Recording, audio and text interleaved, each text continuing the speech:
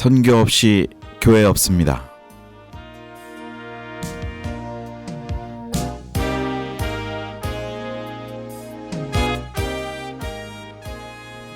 네, 선교는 멀리 보고 멀리 가는 거라고 보통들 생각합니다. 그러나 선교는 우리가 사는 현지, 지금 이 시간, 이곳이 선교지이고 또 선교하는 시간이라고 또 동시에 저희는 볼 수 있습니다. 그래서 오늘도 우리가 2014년 이제 첫 해로 선교 없이 교회 없습니다. 우리 방동섭 교수님의 선교 신학 강의를 계속 이어가도록 하겠습니다. 예, 안녕하세요 목사님, 반갑습니다. 안녕하세요. 네. 반갑습니다. 네, 어떻게 2014년 잘 진행되고 계시죠? 예, 우리가 2013년에 여러 번 강의를 하면서 우리 선교사님들과 또 우리 교우들과 많은 교류를 했는데 2014년 새해 또 귀한 방송을 통해서 많은 분들과 이 선교의 귀한 주제를 갖고 같이 만나고 또 같이 공감하고 소통하는 그런 한 해가 됐으면 합니다. 네, 아마 우리 목사님은 이제 전에 신학교 우리 백석대에서 이제 교수님으로 또 계시고 또 많은 제자들도 양육하셨는데, 예. 지금 선교지에 우리 선교사님들이 우리 교수님 교육을 통해서 나가신 분들도 많이 계시죠? 그렇습니다. 한 20여 개 나라에 지금 선교사로 제가 기억하고 있는 한 30여 가정이 지금 사역을 하고 있는데요. 모르겠습니다. 저하고 선교 신학을 같이 공부를 해서 그런지 조금 선교의 방향이 새롭고 또 의미 있는 사역들을 많이 하고 있는 걸로 제가 현장에 가서 보니까 확인할 수 있었습니다. 네. 근데 그렇게 선교사님들이 현장에서 사역하실 때 좀 효과적으로 잘하시는 그 가장 중요한 기초는 어떤 선교적 이해에 대한 패러다임이라고 얘기할 수 있을까요? 사실은 그게 굉장히 중요한 게 우리가 일반적인 그 직장에서도 기능공이 있는가 하면 기사가 있는데, 네. 기능공은 자기가 해야 될 그 부분에 예를 들어서 용접이다. 그러면 용접만 열심히 하면 되고, 그 용접을 지금 하고 있는 그 건물이 어떻게 될 것인지, 어떤 건물로 세워질지는 크게 신경을 못 쓰죠. 네. 근데 기사는, 건축 기사는 예를 들면은 전체 그림을 봐야 되거든요. 그렇죠. 네. 또 그 기사는 설계도도 또 볼 줄 알아야 되죠. 그렇습니다. 전체를. 네. 그래서 지금 이 건물이 어떻게 지어져 가고 있는지 빅픽처를 보면서 이 기능공들을 일을 시키기 때문에 네. 사실은 이제 우리 그 선교사님들이 어떻게 보면 좀 기능공 스타일의 선교를 했다고 하면은 이젠 큰 그림을 보는 눈이 좀 필요하다. 네.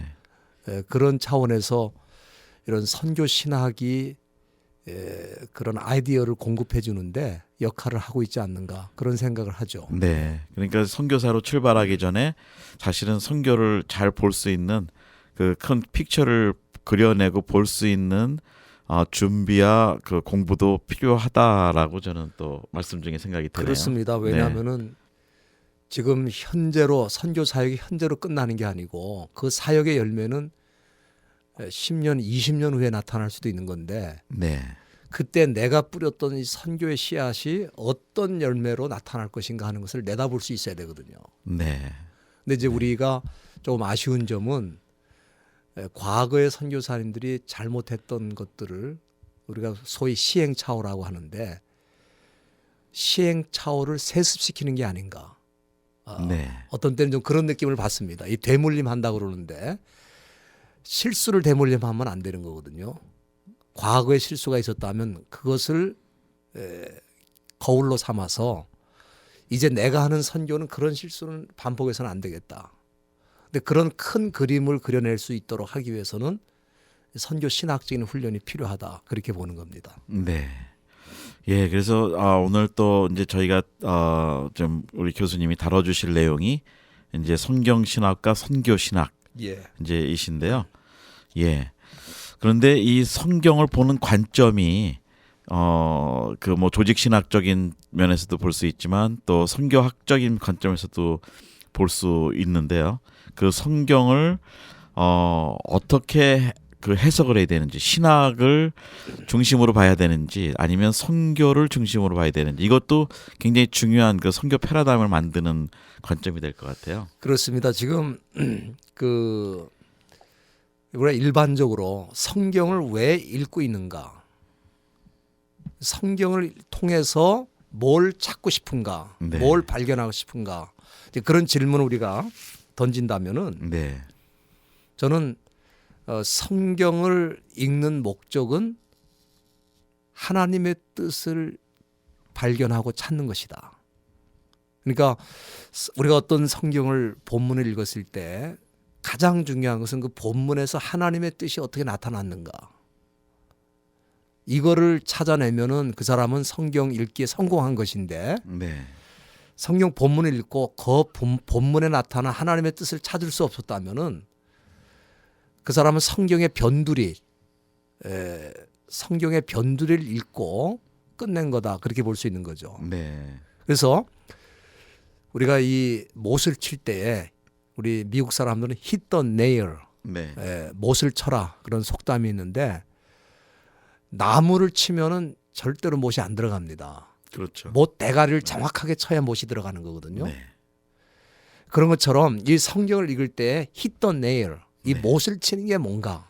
근데 그것은 하나님의 뜻을 찾아내는 것인데, 제가 하나님의 뜻 가운데 가장 중요한 게 뭔가 깊이 생각해 보니까 그것은 잃어버린 것에 대한 하나님의 찾음, 네, 잃어버린 것을 향한 하나님의 관심, 잃어버린 것들을 찾기 위해서 일생 동안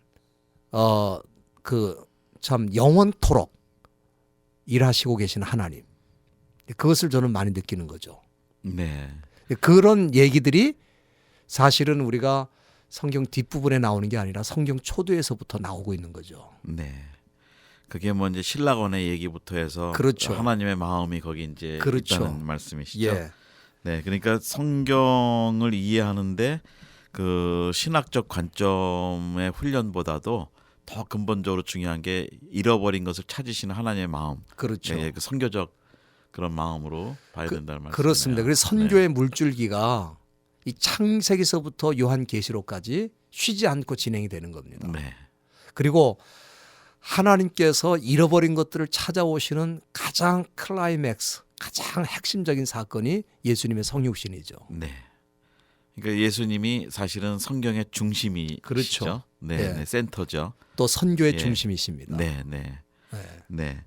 자, 근데 이 선교 신학에서 이제 본다면 저희들이 늘 선교 위임령 뭐 이런 그 뭐 예. 누구나 다 아고 배우는 예. 얘기인데 이 부분을 조금 더 한번 좀 설명을 저희가 잘 들어야 될 것 같아요. 예.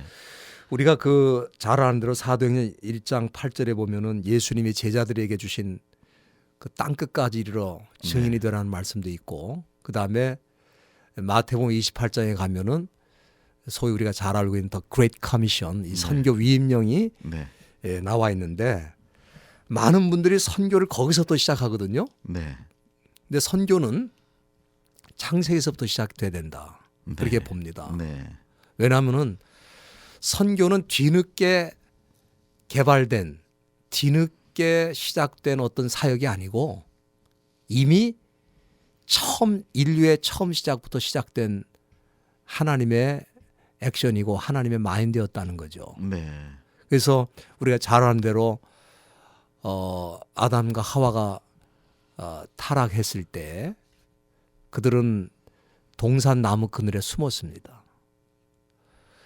그리고 숨어 있는 그 현장을 찾아오신 분이 하나님이시죠. 네, 아담과 하와가 찾은 게 아닙니다. 하나님이 먼저 찾아오셨어요.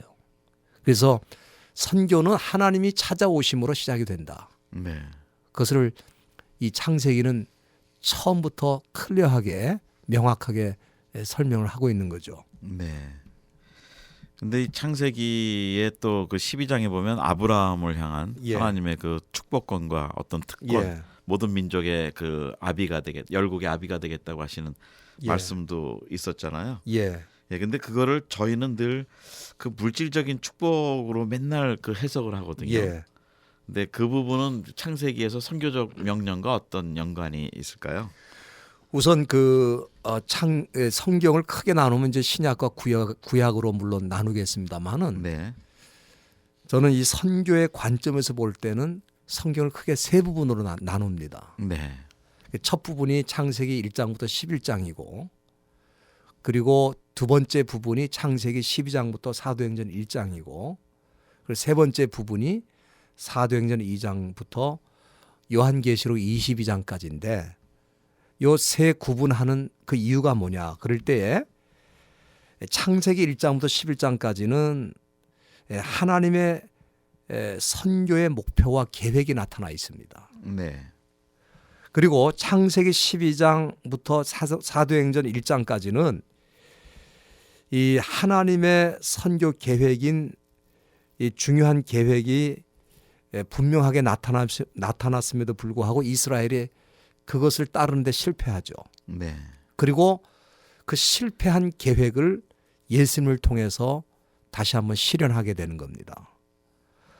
그리고 사도행전 2장부터 요한계시록 22장까지는 하나님의 선교가 어떻게 궁극적으로 완성이 되는가 하는 그런 선교의 관점에서 성경 전체를 이렇게 세 구분하는데 조금 전에 그 질문하시니 아브라함 문제는 어떻게 되느냐 할 때 사실은 그 창세기 1장부터 11장까지를 우리가 읽어보면은 하나님께서는 이스라엘이라든지 또는 특정한 어떤 민족을 집중해서 다루지 않고 있다는 겁니다. 네, 이 창세기 그 초반부에 보면은 우리가 잘 아는 대로 인류를 창조하시고 그리고 인류 전체에 관심을 갖고 계신 하나님의 그 마인드를 우리가 볼 수 있는데 그것이 왜 창세기 12장에 들어와 가지고 아브라함이라고 하는 사람으로 네로다운 이렇게 좁혀지면서 집중이 되느냐 이제 그거거든요. 네, 근데 저는 많은 분들이 이제 그 장면을 읽으면서 저한테 질문하기를 하나님의 우주적 관심, 보편적 관심이 특수한 관심으로 좁혀들었는가.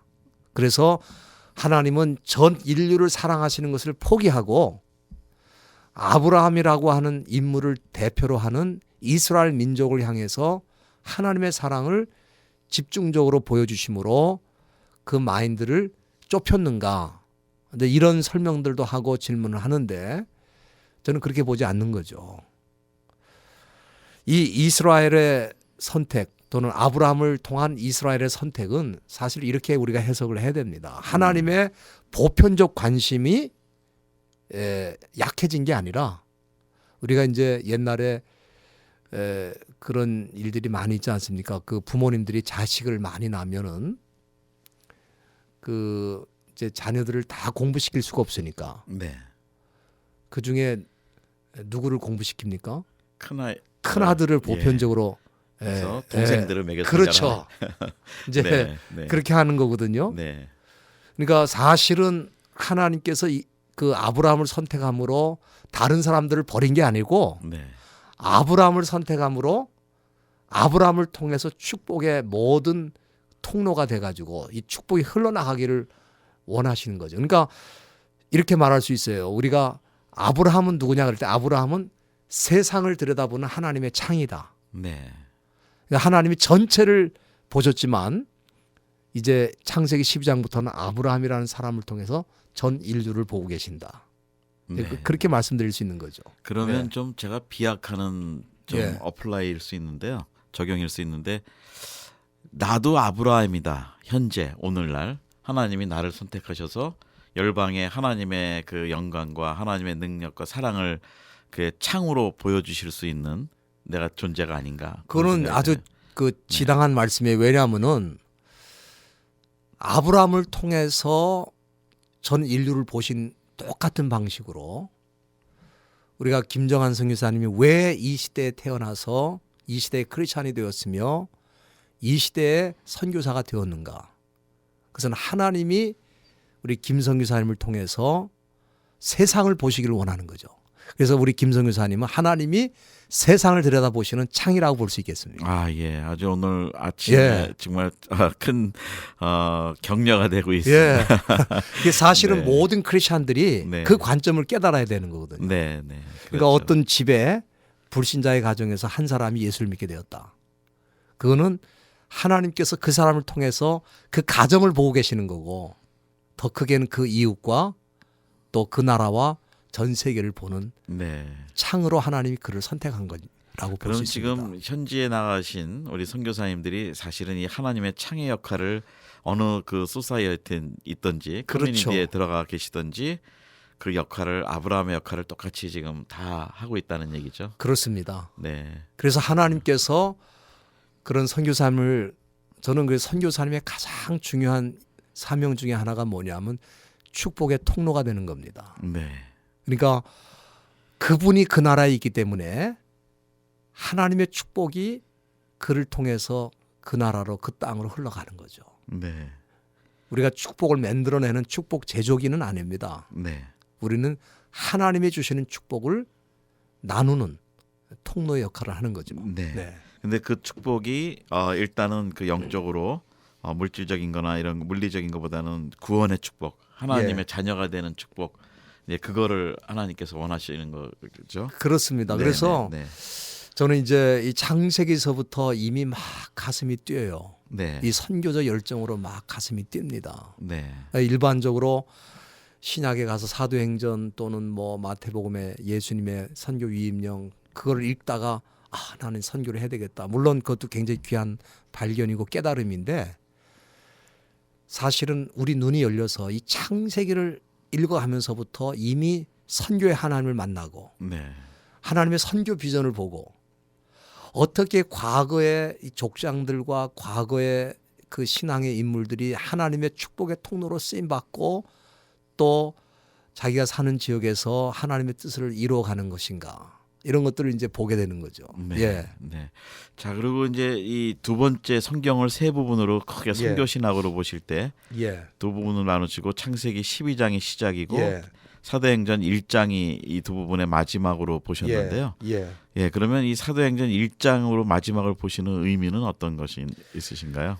그러니까 지금 이제 그 예수님께서 승천하시면서 그 가장 중요한 교회 사명을 제자들에게 확실하게 보여주셨거든요. 네. 땅 끝까지 이르러 성령이 임하시면 권능을 받고 땅 끝까지 이르러 내 증인이 될 것이다. 이제 그 말씀하셨거든요. 네. 그러면서 그 사명이 어디로 주어지냐면 교회로 주어지는 거거든요. 그래서 하나님께서 선교를 어떻게 완성시키는가? 하나님께서 세우신 성령을 통해 세우신 그 교회를 통해서 선교를 진행시키시고 궁극적으로 완성하는 자리까지 하나님의 교회를 쓰시겠다는 계획이 거기 지금 들어가 있는 겁니다. 네. 그리고 이제 사도행전 2장으로부터 시작되는데 그러면 1장에서의 그 선교 위임령으로 아까 말씀하신 그 땅 끝까지 복음을 전하라고 그렇게 하셨는데요. 그게 그 사도행전 1장이 그러니까 구약과 연결이 되는 거군요. 그렇죠. 예수님의 선교가 끝나는 겁니다. 이 네. 예수님의 지상 사역이 끝나면서 그 예수님의 지상 사역을 우리 주님께서 교회에 맡기시는데 물론 그 교회가 가지고 있는 어떤 그 인적 자원이나 또 어떤 물질적인 자원이나 어떤 교회가 가지고 있는 어떤 그 제도적인 힘이 아니라 네. 성령께서 그 교회를 쓰시는 거거든요. 그래서 모든 선교의 에너지는 성령으로부터 나오지만 하나님께서 교회라고 하는 이 지상의 공동체를 통해서 선교를 완성의 그날까지 이루시겠다고 하는 큰 비전을 교회에 남겨주신 거죠. 네. 그래서 사도행전 2장부터 요한계시록 22장까지는 그것이 어떻게 실현되는가를 이제 보여주고 있습니다. 네. 그럼 이제 저희의 시대는 물론 이제 제 마지막 시대 제 사도행전 2장으로부터 가지고 있는 하나님의 큰 계획 가운데 사는 예. 시대죠. 주님 다시 오실 때까지 네네네. 지금 선교의 완성을 바라보면서 네. 우리는 주님의 재림을 기다리고 있는데 네. 저는 그 하나님의 백성들이 주님의 재림을 기다리는 방식이 뭐냐? 그럴 때 교회 가서 기도하고 교회 가서 예배하고 이런 것도 다 포함되어 있지만 주님의 재림을 기다리는 가장 좋은 방식이 선교의 헌신하는 겁니다. 네. 네. 그러니까 당신이 주님의 재림을 기다리고 있는가라는 질문에 대해서 우리가 답한다면은 나는 선교 현장에 있습니다라는 것이 정확한 답이에요. 네. 그것이 주님을 기다리는 방식이기 때문에 그렇습니다. 네. 네. 그러니까 우리가 신앙생활하면서 사실은 재림의 주 예수 그리스도를 우리가 기대하고 그러고 있는데 그 기대 가운데 내가 지금 가만히 앉아서 기대만 하는 게 아니라 예수님 오실 거 기대하는 게 아니라 그 오실 예수님을 전하고 하는 그 선교적 그 선교적 예. 삶의 행태가 계속 진행돼야 된다는 거죠. 그러니까 지금 과거에 이제 어떤 종말론자들 또는 시한부 종말론자들은 주님의 재림이 가까웠다 그러면서 어느 특정 장소에 그냥 모였잖아요. 네, 그랬죠. 거기에 모여서 거기서 공동생활하고 거기서 기도하고 거기서 신앙훈련을 받고 거기 모여 있는 거가 주님의 재림을 기다리는 가장 좋은 방식이라고 생각한 거예요. 네, 네, 근데 그게 성경을 잘못 보고 있는 가장 미스테이크입니다. 네, 사실은 주님의 재림을 기다릴수록 우리는 주님의 재림을 전하는 사람이 돼야 되거든요. 네, 네, 알게 해야 되거든요. 네, 더 많은 사람에게 깨우치게 해야 되는 거거든요. 네, 그래서 우리가 마태복음 25장에 보면은 그 열처녀 비유의 네. 가운데 그 내용도 그렇고요. 그다음에 달란트 비유도 그렇고 그게 뭐냐면은 다 주님의 재림을 기다리는 자의 그 비유거든요. 네, 근데 주님의 그 달란트 비유라든지 열처녀의 그 비유의 그 핵심이 뭐냐면은 일하라는 거예요. 네. 움직이라는 거예요. 네, 주님의 재림에 기다릴수록 맡은 달란트를 가지고 사용하라는 거죠. 네, 가만히 앉아서 있으라는 얘기가 아니거든요. 네. 네. 어떻게 보면 지금은 이제 주님이 오신 시간이 뭐 저희가 이제 영적으로 느끼기에 이제 가까웠다, 이제 네. 급박하다 그러는데 오히려 더 급하게 선교를 그럴수록 움직여야 될 때가 됐다는 얘기죠. 그렇습니다. 그러니까 네, 네. 내가 주님의 재림을 기다리고 있는지 아닌지는 내가 얼마만큼 기도를 많이 하고 얼마만큼 교회 안에서 뭐 많은 봉사를 하는지 거기에 있는 게 아니고 네, 내가 삶의 현장에 가서 내가 기다리고 있는 예수님을 얼마만큼 더 소개하고 있는지 네. 전하고 있는지 그것이 그 사람이 주님을 기다리는 그 간절함의 표현이라고 좀 믿어집니다. 네. 예. 자, 근데 이제 본문도 또 앞으로 다루실 게 많은데 중간에 예. 제가 한번 좀 다른 방향의 질문을 좀 드려보겠습니다. 우리가 개인적으로 예. 이 땅에 살면서 가지고 있는 은사와 자기 전문 직업이나 이런 게 많았는데요. 예. 그 초대교회도 보면 다 그 성도들이 자기 삶의 현장에서 뭐 자주장사 루디아도 있었고 예. 또 브루스 길라하굴라 천막 예. 깁는 자도 예. 있었고 그런데 그들이 다 사회 속에서 정말 뭐 노예도 많이 있고 그랬는데 그 주님이 사실은 십자가에 돌아가신 지 얼마 안 되는 때였잖아요. 예. 그래도 그들은 재림을 믿고 정말 최선을 다해서 선교를 했고 또 그래서 로마가 복음화가 됐고 그랬는데 지금 우리 그 전문인 선교라는 그 관점에서는 어떻게 좀 우리 성도님들한테 좀 격려의 말씀을 좀 해주실죠. 또 우리 전문인 선교라는 관점도 한번 좀 언급을 해주시면 좋겠습니다. 우리 성유사님 이제 신약에 있는 분들의 예를 많이 들었는데 저는 구약에 있는 분들의 예를 들겠습니다. 네, 예를 들면 요셉. 네, 요셉은 젊은 나이에 이집트의 노예라고 하는 신분으로 팔려갔거든요. 네, 근데 요셉은 지금 우리가 현대적인 표현을 쓴다면 전문인 선교사입니다. 네, 다른 나라에 노예로 끌려가서 노예로서 자기가 해야 될 일을 성실히 해냈습니다. 주인이 인정하지 않을 수 없을 만큼 완벽하게 자기 직업에 최선을 다하며 헌신을 했어요. 그런데 놀라운 건 뭐냐면은 그 요셉이라는 사람의 그 삶을 들여다보니까 그 주인이 이 사람은 하나님이 함께 하고 있다는 사실을 발견했다는 거거든요. 네. 사실 이집트에 그 당시에 하나님을 믿고 있는 사람들은 거의 없었을 겁니다. 어쩌면 요셉이라는 사람이 그 땅에 하나님을 믿는 최초의 인물일 수 있어요. 네.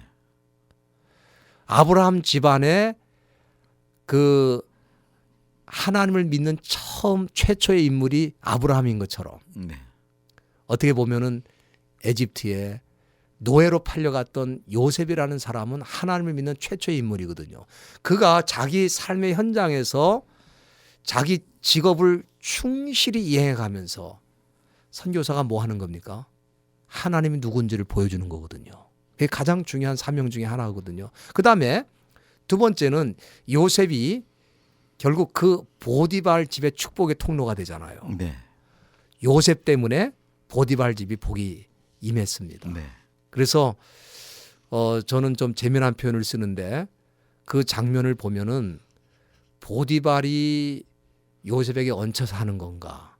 아니면 요셉이 보디발 집에 얹혀 사는 건가? 네. 그 질문을 해본다면은 네. 사실은 보디발이 요셉 때문에 복을 받았기 때문에 네. 보디발이 요셉에게 얹혀 사는 거거든요. 네. 성경에서 보면 요셉이 주인공이죠. 그렇죠. 그러니까 네.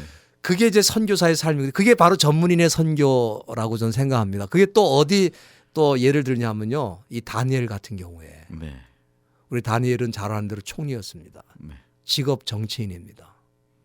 사실은 이방인으로서 남의 나라 땅에서 총리가 되는 것도 어렵지만 그 사람이 얼마나 일을 잘했냐면은 그 남의 나라에 와서 총리의 역할을 하는 것도 그런데 왕의 가장 큰 신임을 얻는 사람이 다니엘이었다는 사실에 그 나라 사람들은 질투하고 시기하고 어떻게 하든지 다니엘을 무너뜨리기 위해서 틈을 찾고 네. 약점을 찾고 그랬지만은 그 틈을 찾을 수 없었다고 그랬지 않습니까? 네. 그 정도로 일을 잘하면서 끝까지 자기 신앙을 지켜가면서 결국 그 나라의 왕에게 살아계신 하나님을 삶으로 보여준 거거든요. 네. 참 귀한 전문인 네. 선교사라고 봅니다. 그러니까 예. 처음에 그 언급해 주신 것처럼 그 예. 아브라함이 하나님의 창으로 예. 하나님이 그를 통로로 사용하시고 또 하나님을 보여주는 그런 창으로라고 말씀하셨는데 예. 그 이미 성경에 나오는 그 인물들이 모두 이미 아브라함 못지않는 그런 시대적으로 그런 역할들을 계속 하고 있었군요. 그러니까 네. 그게 벌써 그게 중요한 선교사의 삶인데도 불구하고 우리는 구약을 읽을 때 네. 아, 그분이 훌륭하다. 아, 그분이 축복을 많이 받았다. 그 사람이 역경과 고통 가운데도 끝까지 인내했더니 성공했다. 이런 어떤 성공 신화적 스토리로 본다든지 네. 어떤 인물론의 관점에서 위대한 그런 인물이 과거에 구약시대에 있었다. 이제 그런 차원에서만 보지 그 사람들이 선교적인 삶을 살고 있었다는 사실에 대해서는 거의 우리가 인식을 못하고 있었던 거예요. 네. 근데 지금 제가 말씀드리는 걸 들어보니까 얼마나 이분들이 선교적인 삶을 살고 있었는가 하는 것을 우리가 느낄 수 있잖아요. 네. 예. 그럼 이제 그 적용을 그러니까 예. 뭐 구약과 신약을 넘어서 이제 오늘날 우리의 삶에 적용을 좀 해본다면 예. 우리가 어떻게 보면 참 반성을 많이 해야 되겠네요. 그러니까 지금까지 우리가 잘못 신앙생활 한 거죠. 우리는 교회에 묶여서 네. 그냥 교회 안에서 집사가 되고 장로가 되고 교회에서 담임 목사님으로부터 교회를 위해서 일을 많이 합니다. 충성스럽습니다. 그런 칭찬과 격려를 받는 것으로 끝났지. 자기라고 하는 한 삶을 자기 개인의 삶을 통해 하나님이 어떤 일을 기대하고 계신가에 대해서는 깊이 들어가질 못했어요. 네. 그러니까 잘못하면 이거 이분법적 사고 때문에 예. 교회에서는 내가 더 건건한 모습을 유지해야 되고 예. 사회에서는 일하면서 이 정도는 뭐 사회 통념상 누구도 하는 일이니까 나도 할 수 있고 또 어떻게 보면 하나님이 좀 봐주시겠지 하는 마음으로 그냥 이렇게 생활하는 정말 하나님을 볼 수 없는 창이 아주 그렇게 가려지거나 더러워진 창으로 예. 역할을 하는 경우도 있지 않을까 생각이 들어요. 어느 교회에 네. 60대에 해당되는 분들이 굉장히 많아서 열심히 일을 했는데 아주 열심히 일을 했답니다. 교회 안에서. 근데 목사님 어느 날 발표를 했대요. 60대 가운데에서는 장로를 세우지 않을 겁니다. 네. 그 발표가 있은 다음에 60대가 다 떠났다는 거예요. 네. 그러니까 지금 신앙의 목표가 어느 한 교회에서 장로가 되는 거, 인정받는 어떤 사람이 되는 거에 목표가 있는 거예요. 하나님께서 그 사람을 부르실 땐 그게 아니고 세상을 보는 창으로, 좁게는 그 가정과 그 이웃과 그 일터, 그리고 더 나아가선 세상을 보는 창으로 그를 먼저 부르신 건데, 이 구약 신학적인 이런 그 이해를 깊이 하지를 못하니까 그저 인물론으로 끝나는 것처럼 자기 개인의 삶도 그런 식으로 끝나버리는 거죠. 예. 네. 자, 우리 성경 신학과 성교 신학에 대해서 예. 오늘 우리 방동석 교수님 지금 강의해 주시고 계시는데, 예. 이런 성교 신학을 또 이렇게 우리 서구의 신학자들이 많이, 예. 우선 뭐 신학이라는 게 서구에서 시작이 됐으니까 또 그런 쪽에 좀 많은 자료도 갖고 계신데요. 예. 예, 좀 대표적으로, 시간은 이제 얼마 없지만 한번 좀 또 어떤 성교 신학자들의 또 의견이 예. 있으신지 좀 한번 예. 학적으로도 좀 한번 좀 말씀해 주시죠. 우선 그 레이먼 톨맨이라고 하는 사람은 그 이런 주장을 했습니다.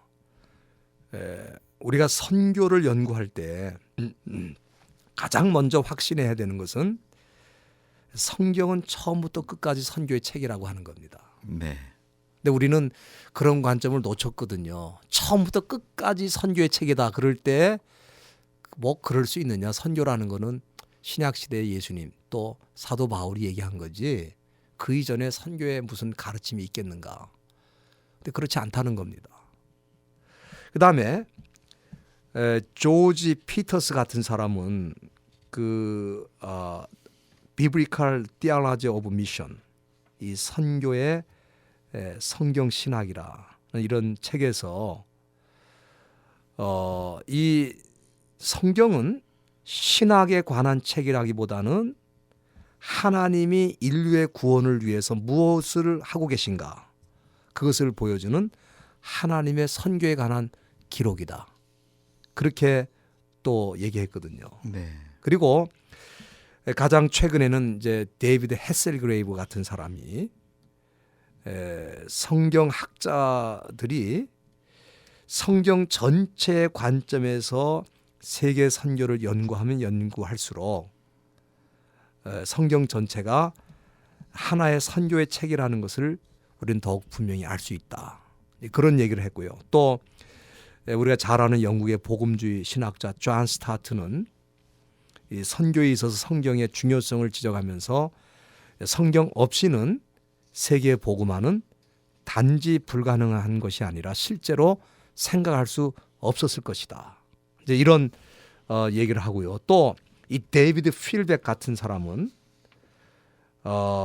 신약의 선교 위임령만으로는 모든 선교사들 안에 존재하는 위대한 영적 파장과 선교 사역의 이유를 설명하기에는 충분치 않다고 그렇게 주장하면서 선교 위임령의 기원은 신약 시대가 아니라 더 거슬러 올라가서 창조의 바로 그 처음 시기로 올라가야 된다. 다시 말하면 죄가 인류를 오염시키고 사람들이 회개가 필요했을 때, 또 인류가 여러 나라와 방언으로 흩어졌을 때 그 반역하는 무리들을 향해서 하나님께서는 선교의 문을 여셨고 또 선교를 이해하도록 하나님께서 성경에 기록을 했다.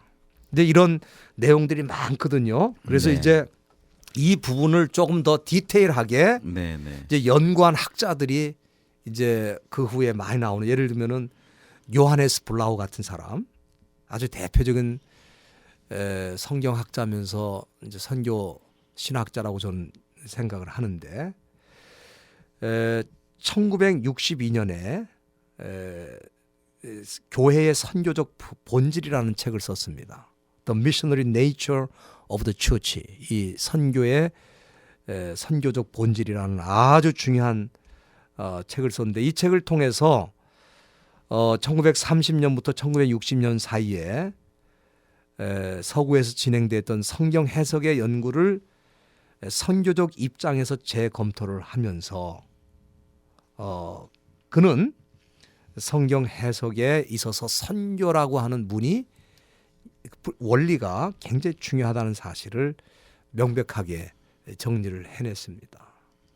그래서 그런 주장을 하죠. 모든 시대는 언제나 성경과 반드시 직면해야 된다.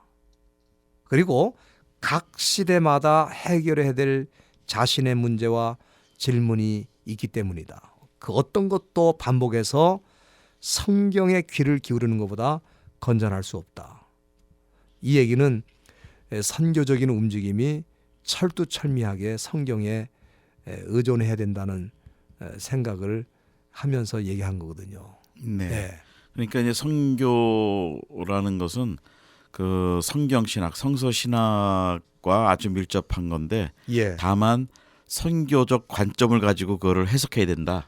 이제 그 말씀이시네요. 그러니까 이제 조금 우리가 그 체계적인 표현을 쓴다면은 선교 개념과 원리를 성경 일부에서 다루지 않고 창조로부터 시작해서 종말에 이르는 성경 신학적 관점에서 선교를 조망하는 작업을 선교 성경 신학이라고 하는 겁니다. 네. 네.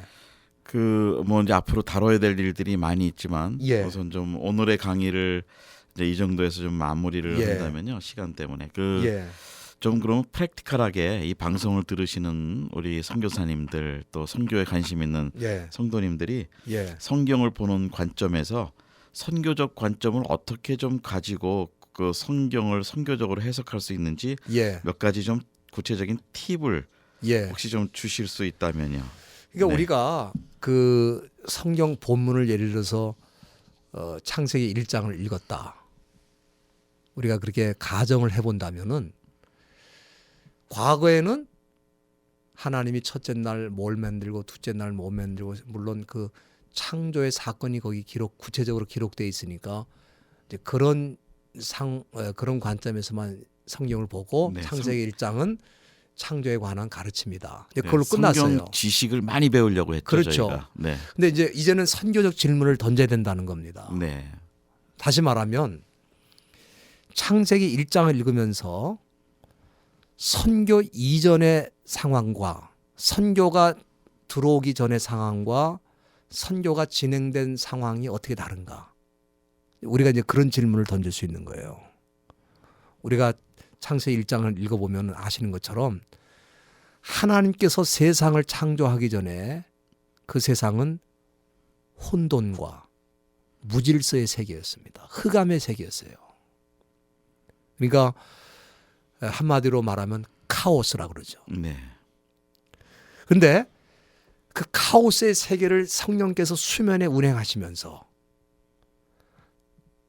하나님의 말씀이 떨어지니까 그 무질서의 세계가 질서의 세계, 하나님 보시기에 아름다운 세계로 변하는 거예요. 그게 바로 코스모스거든요. 카오스가 코스모스로 변하는 거거든요.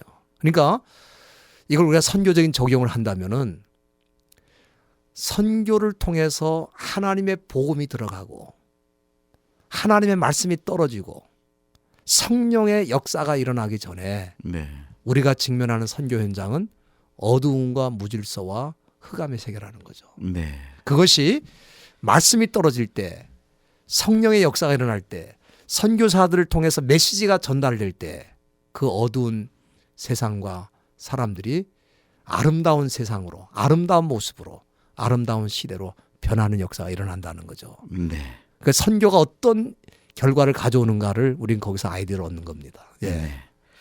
자, 이제 우리 2014년 이제 그 선교 없이 교회 없습니다. 강의가 시작됐습니다. 오늘은 성경 신학과 선교 신학, 특히 선교 신학을 어떻게 구별할 것인지를 오늘 말씀을 주셨습니다.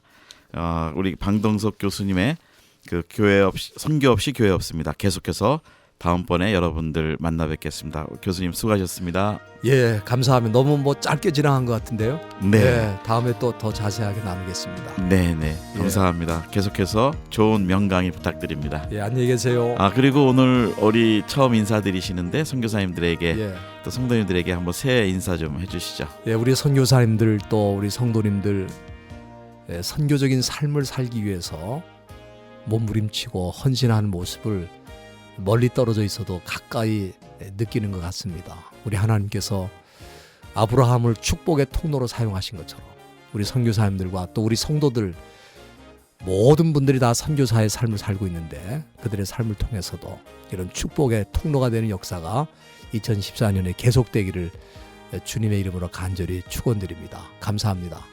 네 감사합니다. 진행에는 김정한 선교사였습니다. 안녕히 계십시오. 다음번에 다시 한번 주님의 말씀으로 우리 선교의 열정을 가지고 찾아뵙겠습니다.